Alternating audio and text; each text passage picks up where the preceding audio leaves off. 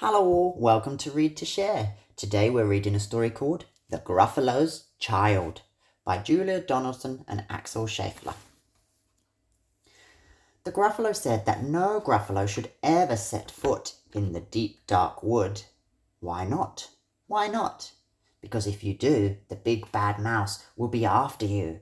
I met him once, said the Gruffalo. I met him a long time ago.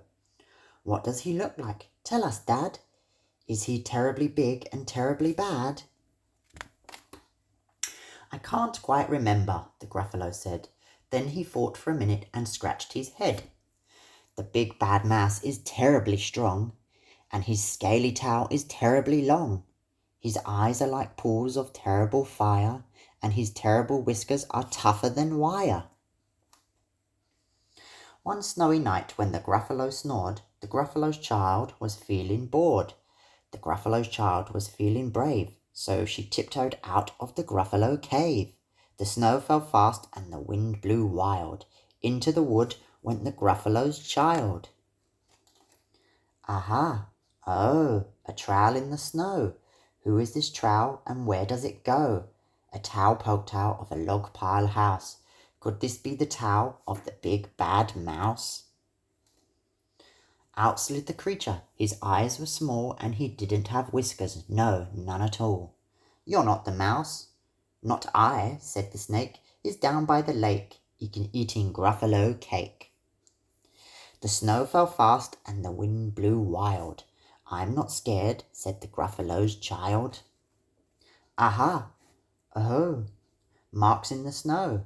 Whose are these claw marks, and where do they go?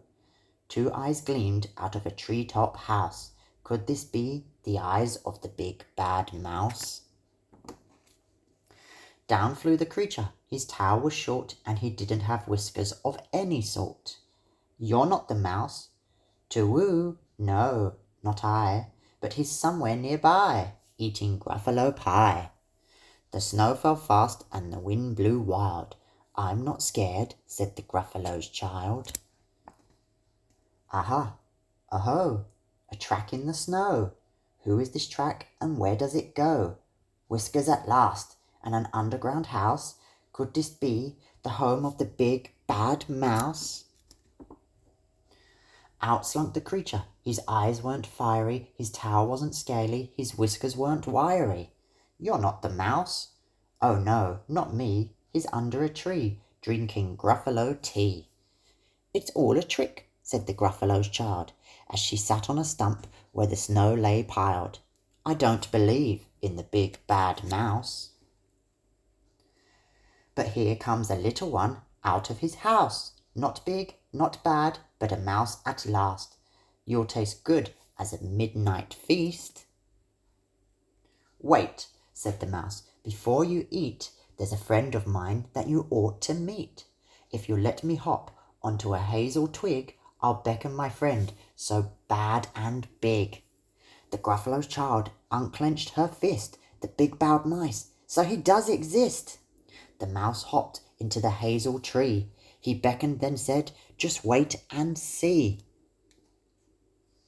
Out came the moon. It was bright and round. A terrible shadow fell onto the ground. Who is this creature, so big, bad and strong? His tail and his whiskers are terribly long. His ears are enormous, and over his shoulder he carries a nut as big as a boulder. The big bad mouse, yelled the Gruffalo's child. The mouse jumped down from the twig and smiled. Aha, aho, prints in the snow. Whose are these footprints, and where do they go? The footprints led to the Gruffalo cave, where the Gruffalo's child was a bit less brave. The Gruffalo's child was a bit less bored. And the Gruffalo snored and snored and snored. The end.